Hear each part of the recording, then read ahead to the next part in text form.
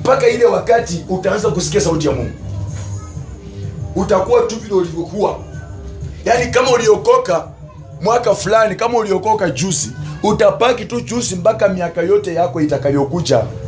Kabla before hiyo siku, yani baada hiyo siku ambayo utaanza kusikia sauti ya Mungu, ndio mambo yake itaanza kubadilika.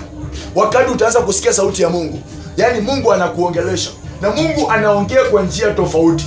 Sio lazima akuwa na kuongelesha tu kupitia ufunuo. Atakuongelesha kupitia wimbo, atakuongelesha kupitia ndoto, atakuongelesha kupitia neno. Wakati utaanza kusikia sauti ya Mungu, ndio maisha yako itaanza kubadilika. Bwana asifiwe sana. Kwa hivyo hatukui katika Mungu kwa sababu hatujaanza kutamania kusikia sauti ya Mungu. Na kusikia sauti ya Mungu, yeye huiongea kwetu kupitia neno lake ambalo limeandikwa. Yeye huongea nasi. Hasa jambo la kwanza ama hatua ya kwanza ambayo Mungu huongea nasi, he always speak with us through the written word. Anaanza kuongea nasi kupitia neno lake. Mara nyingi sana nimekuwa ninaendelea na funzo kuhusu Biblia. Biblia ndiyo neno lake, na yeye anaongea nasi kupitia hili neno. Wakati utaanza kukuwa na hamu ya kuwa na Biblia, angalau usome, angalau ufahamu na ujue matamanio na mipango ya Mungu ndani ya maisha yako, hapo ndio utaanza sasa kukua katika kiroho. Bwana asifiwe sana. Wakati utaanza kutamani hata ningenunua hata ka Biblia ka shilingi 200 niwe nako katika nyumba yangu, ama niwe natembea nako, au niwe wakati niko chini ninaweza soma na nijue mawazo na mahusia ya Mungu, hapo ndio utaanza kukua. Maana maandiko yanatuambia kwamba wakati unapoanza kuwa na hamu na kuwa na ile bidii ya kutaka kusoma neno, hapo ndio maisha yako itaanza kukua katika Ukristo. Bwana asifiwe sana. Naangalia kitabu cha Kumbukumbu la Torati 8 mstari wa 3. Kumbukumbu la Torati 8 mstari wa 3, ama Kumbukumbu la Sheria, ama Deuteronomy chapter 8 and verse number 3. Maandiko yanasema hivi, chapter 8 and verse number 3 inatuambia hivi ya kwamba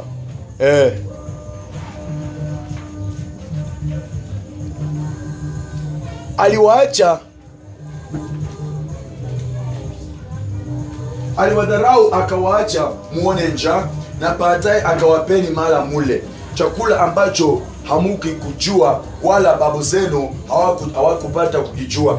Alifanya hilo ili apate kuwafundisha kuwa binadamu haishi kwa mkate tu, bali kwa kila asemalo Mwenyezi Mungu. Bwana asifiwe sana. Nadhani kuna Biblia nyingine hapa. Kuna Biblia nyingine nisomee. Natakanga sana mara nyingi nikisomewa. Mstari wa 3 peke yake. Kumbukumbu la Sheria 8 mstari wa 3 peke yake.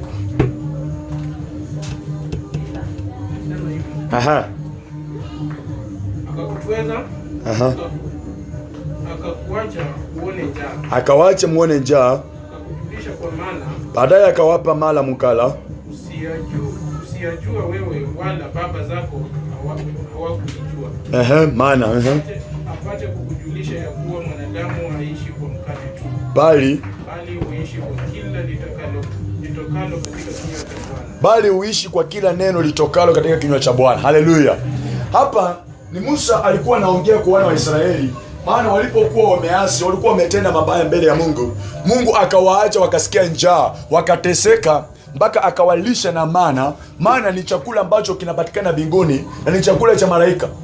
Maana huwa wanakula chakula kinachojulikana kinaitwa mana. Maandiko yakasema ya kwamba na walipokula mana, chakula ambacho hata mababu zao akina Isaka na Abrahamu wako wanakielewa, na alifanya hiyo tu ili awafundishe wanadamu ya kwamba wanadamu hataishi kwa chakula, bali kwa kila neno litokalo kinywani mwa Mwenyezi Mungu. Bwana asifiwe sana.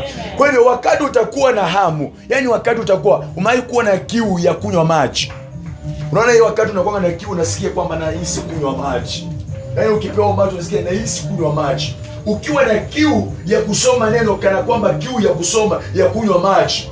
Wakati utakuwa na kiu ya kusoma neno ukilinganisha na kiu ya kusoma ya kunywa maji, hapo ndio utaanza kusikia sasa sauti ya Mungu. Bwana asifiwe sana. Wakati utakuwa na kiu. Na ndio maana maandiko yanatuambia mwanadamu hataishi kwa mkate, wala chakula, bali ataishi kwa kila neno litokalo kinywani mwa Mwenyezi Mungu. Na kuna neno litokalo kinywani mwa Mwenyezi Mungu, na kuna neno la Mungu, the written word and the proceeding word. The written word, wakati unasoma maandiko hivi, unasoma katiba ya ufalme, au unasoma sheria ya ufalme, au unasoma mfalme mwenyewe, au unasoma serikali ya kifalme, au unasoma mila ya kifalme. Lakini kando na mambo haya na mambo ambayo unayasoma mambo haya, unaona kwamba unasoma Mungu mwenyewe. Kwa hiyo wakati utakuwa na hamu, wakati utakuwa na kiu ya kujua kile Mungu anataka, hapo ndio utaanza kujua sauti ya Mungu. Kuna wengi tunatamani kumtumikia Mungu, lakini hatuna kiu ya kujua neno la Mungu. Kuna wakati nikawafundisha kwamba chenga msingi na wokovu wako kwa neno la Mungu. Usichenge wokovu wako kwa unabii. Usichenge wokovu wako kwa mitume. Usichenge wokovu wako kwa mchungaji. Bwana asifiwe sana. Maana watu hao ambao nawaambia watatoweka, lakini neno la Mungu halitatoweka. Wale waliochukua msingi yao ya wokovu wakalichenga juu ya unabii, wakati usiku moja unabii utatoweka. Wakati utatoweka, ujue wewe tumaini lako litakuwa limeisha. Bwana Yesu asifiwe sana. Kwa hivyo lazima uangalie kwamba wakati unatamani kusikia sauti ya Mungu, wacha ujenge imani yako kwa msingi wa neno. Soma neno, tafakari neno, lala ukiwa naota neno, ishi ukitembea ukisikia neno. Utakapokuwa unatembea sasa kwa barabara, unatafakari juu ya neno, utasikia sauti ya Mungu inakuongelesha. Na wakati mwingine inaweza kuongelesha ukafikiria kwamba ni nini kinaniongelesha. Maana sauti yake, it is not an audible sound. Sauti ya Mungu haitangi in an audible way, ya kwamba nakuita kadhi in an audible way. Hapana, inasumuzanga in a still voice. Lazima uwe makini sana. Bwana asiwe sana. Inahitaji attention. Inahitaji ya kwamba uwe makini ndiposa ukaweza kusikia sauti ya Mungu. Jambo la pili ya kwamba kuna watu wachache sana wa Kristo ambao wanaweza tambua na kuelewa na kutofautisha sauti ya Roho wa Mungu ndani mwao. Na yeye Mungu yuko tayari and he is willing to speak to his people. Mungu yuko tayari na ako tayari kuchachilia kuongea kwa watu wake. Lakini mbona hatusikii sauti yake? Kwa sababu hatuko tayari sisi. Sisi tunasema pastor tu ndiye atasikia tu aniambie. Pastor tu niambie tu. Pastor ndiye atasikia tu aniambie. Wewe uko tayari kusikiliza. Sikiliza kabisa na unasikia. Yeye Wakristo wachache ndio wako tayari kusimama na kuwa tayari kusikiliza Mungu. Nimeomba maombi yangu. Wakati mwingine ukiomba na unatulia, silent before the Lord, huwa inasaidia to download the power of God. Bwana asiwe sana. Sio wakati wote tu unaomba tu maombi. Yaani unachapa unaenda mpaka unatoka hata nje. Leo kuna mwingine unaobanga mpaka unaomba unapita tu unaenda tu naomba tu. Mpaka nyingine unajua nilikuwa mahali kwingine nilikuwa nafundisha juu ya maombi. Umekemea baba, ninakataa hii pepo imenifunga. Pepo wakati ulianza kuikemea mara ya pili tu ilienda. Na wewe bado unakemea. Yaani bado unakemea ishindwe yeye na ilienda. Kwa nini? Unakemea kimwili. Wakati uko kwa roho utaelewa. Wakati unasema tu wewe pepo, nimekufunga na ninawasha na kuamurisha kwa jina la Yesu, ondoka kwa maisha yangu na usiwahi rudi tena. Kwa damu ya Yesu anza kuondoka. Inatii sauti ya Yesu sana. Ukitumia jina la Yesu inatii sana. Na inaondoka. Wakati inaondoka imeenda sasa, wewe bado unakemea. Toka, chomeka, fire. Ili iende kitambo. Bwana Yesu asifiwe sana. Kwa hiyo lazima ukuje in a position that ukue able to discern the Holy Spirit. Kudiscern ni kutambua uwepo wa Roho wa Mungu. Nasikia my sister, lazima utambue kile umeomba. Umeona kwamba ninahisi kimefunikiwa. Hapo iko siku nilikuwa nafundisha kwamba utajuaje umeomba msamaha na umesamehewa. Bwana nasikia kwamba umesamehewa. Unajuanga aje nimesamehewa? Kuna dadi discernment ya Roho wa Mungu ndani mwako. Kuna utambulishi wa Roho wa Mungu ndani mwako. Unasikia unakuwa na freedom. Hata kama umetenda jambo, lakini wakati uliingia kwa topa, kuna itu uhakikisho. Yaani Roho alikuhakikishia umesamehewa. Hakuna mtu atakwambia umesamehewa. Wewe mwenyewe tunasikia yenyewe nimesamehewa. How will you discern that discernment? Bwana asifiwe sana. Kile kimekuambia kwamba umesamehewa, hicho tu ndicho kitakwambia ya kwamba wewe umeinuliwa. Bwana asifiwe sana. Haleluya. Tuko pamoja. Haya mafundisho ni magumu sana. kama hautakuwa makini, na ni mazuri sana kama utakuwa kini. Bwana Yesu asifiwe sana. Yesu alitamka kitu moja kuhusu wanafunzi wake ama watoto wake. Nitafikia kitabu cha Yohana 10:27. Yesu alizungumza juu ya wanafunzi wake, na alipozungumza juu ya wanafunzi wake alikuwa amekaa na wao, akasoma ya kwamba kondoo wanajua sauti ya yule anayewalinda. Ni sauti gani wanaijua? Maana wanaelewa ya kwamba akisema right wanajua right kwenda, akisema ni left wanajua left kwenda, na wanaelewa aje, wako tayari na wanaifahamu sauti ya Bwana. Bwana asifiwe sana. Kwa hiyo Yesu alipozungumza ya kwamba yeye hakumaanisha ya kwamba kondoo wake wote watasikia na watasikiliza watasoma vitabu ama watasikiliza matapes. Unajua kuna wengine tunapenda sana kusikiliza tapes. Ni mzuri sana. Tapes ama hizi sikiliza nyimbo zinakuwa mzuri sana. Sama upili zinakuwa mzuri sana. Lakini kusisikiliza na kusiwatch pasipo kusikia ujumbe unatoka ndani ni kelele. Bwana asiwe sana. Hakusema kondoo zangu watasikiliza tapes. Hakusema watasikiliza nini, watasoma vitabu mingi alafu wajue vitabu mingi. Alisema watoto wangu watasikia sauti yangu na wataifuata. Halo, Bwana asifiwe sana. Nisomee Yohana 10:27. Kondoo wangu waisikia sauti yangu. Kondoo wangu waisikia sauti yangu. Nami nawajua. Nao wanifuata. Nao wananifuata. Bwana asifiwe sana. Sikia vile Yesu anatamka. Ndiyo, kusikiliza wakati mwingine nyimbo ni mzuri. Wakati mwingine kusoma vitabu kuelewa ni vizuri. Wakati mwingine kumemorize a Bible verse ni mzuri. Mtu anakuambia the book of John chapter 3 verse 16, it says for God so loved the world that he gave. Ni vizuri sana kumemorize. Lakini hakusema wale watamemorize vitabu za Biblia ndio watanijua. Hapana. Hakusema wale watasikiliza mahubiri kwa tape ama kusikiliza manyimbo ndio watanijua. Hapana. Alisema kondoo wangu usikia sauti yangu, nao wananijua nami nawajua. Bwana asifiwe sana. Hizo vitu ni vizuri sana. Kumemorize any Bible verse, maana itakusaidia in a prayer. Wewe ni kitabu gani unajua kwa Biblia? Ukiomba unaomba Baba katika kitabu chako takatifu umeandika. Unaomba hasa that's praying the word. Ni kama hujui lazima tu hiyo siku. Kani? Hata ile yenye nimesema Yohana 3:16. Tunasema hiyo. Kani wewe unajua kwa Biblia? Unaitumia kama silaha. Siku nyingi, Yohana 1 wa kwanza, Yohana 1 inasema aje? Neno, kuhusu neno ni Mungu. Yeye anatumianga hapo. Mungu wewe ni neno. Na neno lako limenikuza. Wewe unatumianga gani? Niko kwa mafundisho. Unaona vile mimi nafundisha. Mimi nafundisha hivyo naendanga mbele nyuma na konga katikati. Ni kitabu gani unajua kwa Biblia wakati tumeenda kwa maombi? Unakitumia. Utumiangi. So ndio nitakufundisha praying the word. Sijai wafundisha.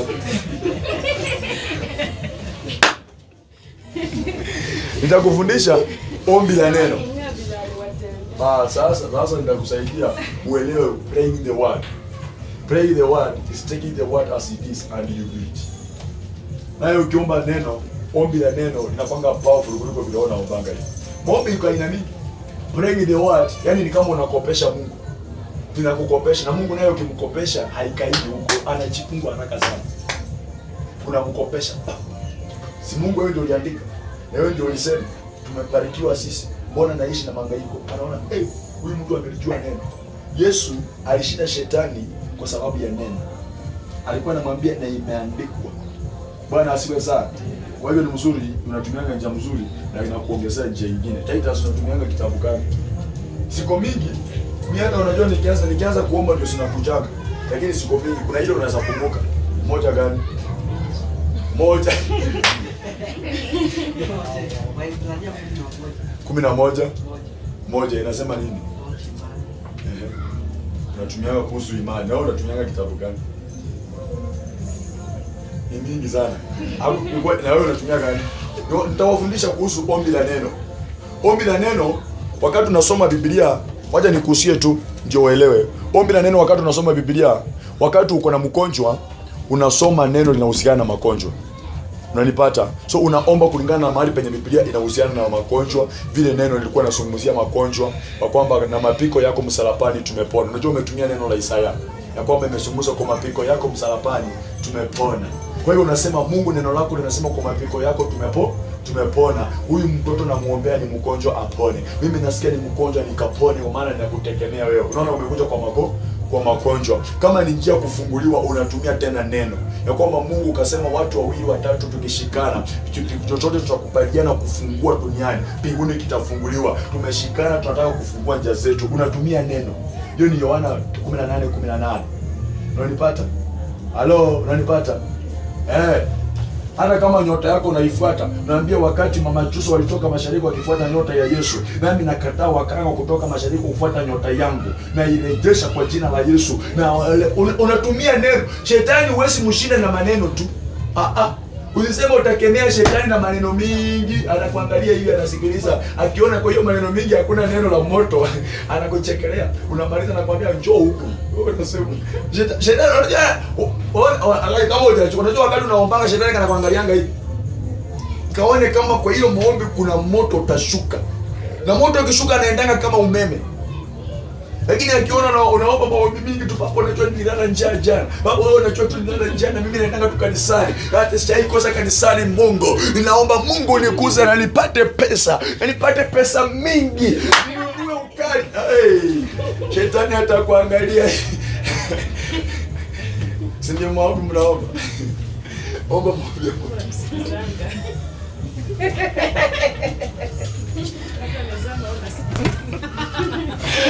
Haleluya. Bwana asifiwe sana. Amen. Wakati mwingine si ninazikisanga na mwili. Na kaanga hapo wakati mwingine nasaomba na unaona na nyamaza. Nyamaza nasikia kelele nyingine. Lazima katika ombi lako lishuke moto. Unaambia Baba, wewe unadumu katika neno. Na neno lako lilituma likatenda.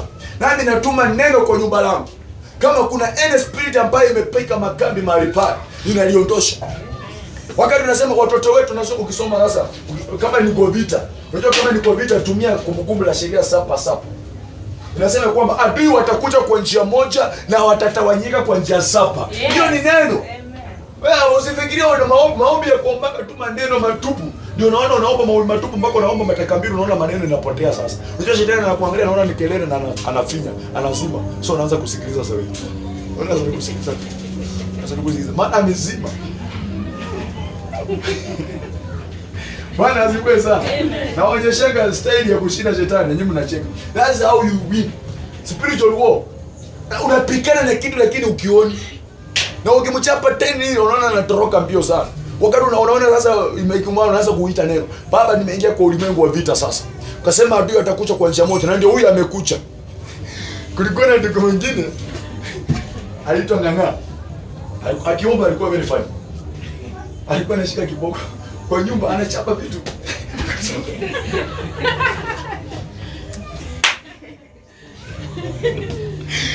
Sometimes prayer might be funny.